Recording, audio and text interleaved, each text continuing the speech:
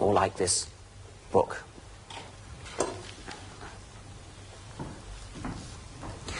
But what happened to make the human brain take off? What was the equivalent of the mouse, the thing that made our species leap forward in the way that it did? Well, it has to be largely guesswork.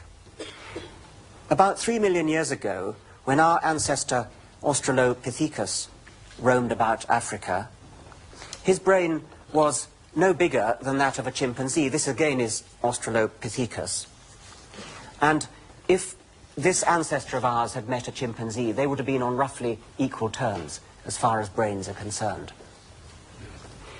Either of those species, any ape species at that time, could have been the one that took off. But the whole point of talking about self-feeding spirals is that to begin with, there won't be anything very dramatic. One of those species made some kind of minor breakthrough in software, some software advancement, I'm suggesting. The result of that wasn't seen till much later. You wouldn't have seen anything for a while. It would have gone into a spiral and eventually reached the heights that we have now reached.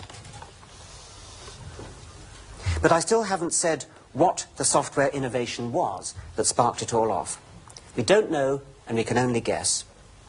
One possibility is an improvement in our ability to simulate models of the world. We've seen that our brains make a model of what's actually going on in the real world, but we also know that they can make models of what might be going on in the world. Our ancestor, Homo erectus, lived a million years ago. And let's imagine that a particular female Homo erectus was trying to solve the problem how to get her family across a gorge like that. Nobody had ever built a bridge before. Bridge technology wasn't around. But she suddenly saw in her mind's eye a tree fallen across the gorge. And she realized that it could function as a bridge. She also thought, how can I get that to happen? And she saw in her imagination a fire at the base of the tree. She had the idea of burning the tree down to make it fall and make a bridge. Now this, of course, is entirely speculation. We don't know if that ever happened. We don't even know if it would have worked. The point I'm making is that she had a model in her head of a tree fallen across a gorge with fire, and that something hadn't yet happened. She was anticipating something that might happen in the future. And if you can do that, you've got a trick that's really worth having, because you can solve problems that other animals can't solve. So that's one possibility. Imaginative simulation may have been the software trick that took our species off.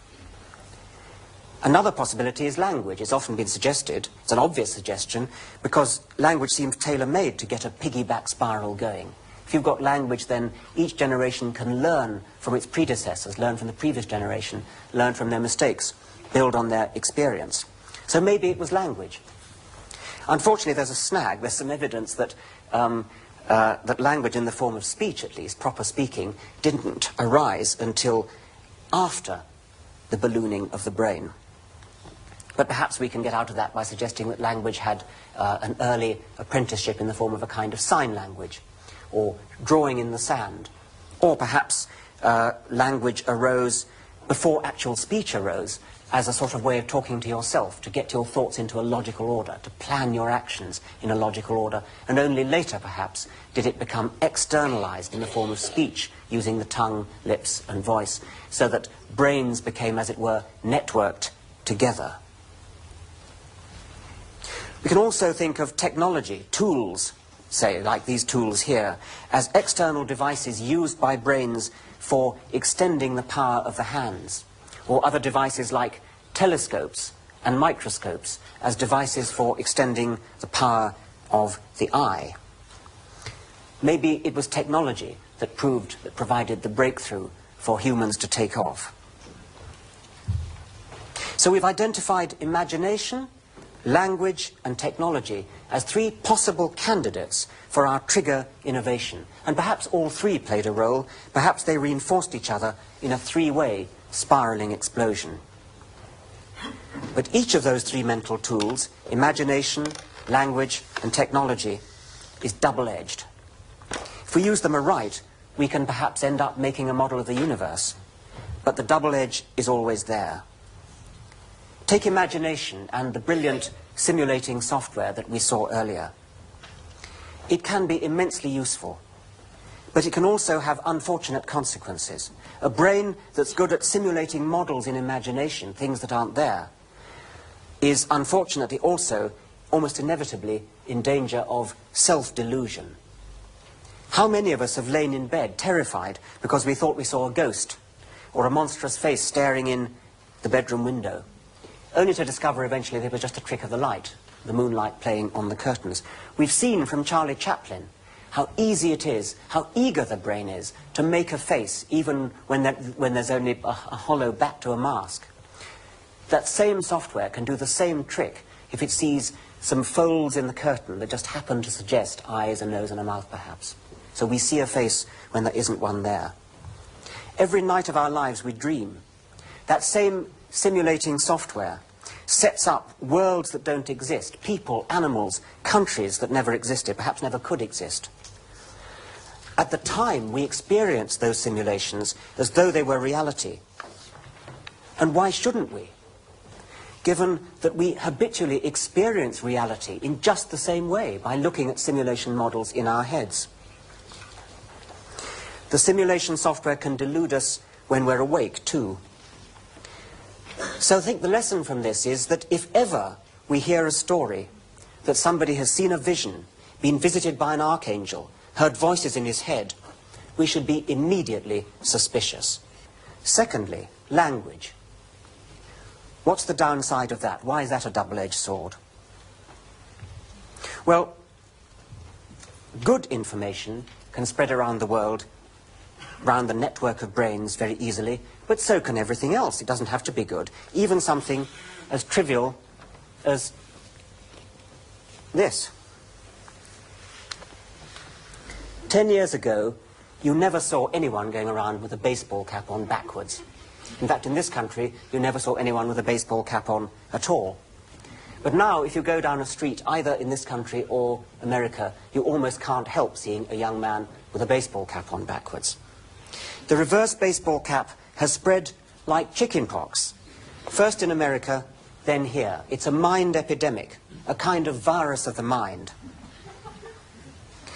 And like a chickenpox epidemic, epidemics of mind viruses also, I'm glad to say, die out remarkably quickly. And my guess is that before very long, the reverse baseball cap will go the way of this.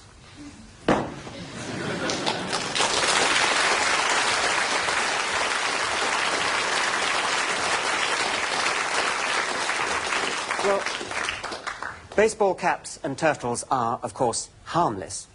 But there are other, more powerful idea systems that are more sinister and that do actively hold back progress towards our understanding of the universe. In 1633, the Holy Inquisition condemned Galileo Galilei, the great Italian physicist, to life imprisonment. His crime was to publish a book arguing correctly that the world moved round the sun. He was condemned on vehement suspicion of heresy because his science contradicted the beliefs of the dominant culture of his time. And let's be complacent about our time. It's in our time that an entire religious sect has been actively incited by its leaders to murder a distinguished novelist because he wrote a book that was seen as threatening the verbally handed down beliefs of that sect. And it is in our century, too, that perhaps the most pernicious language virus ever known was spread.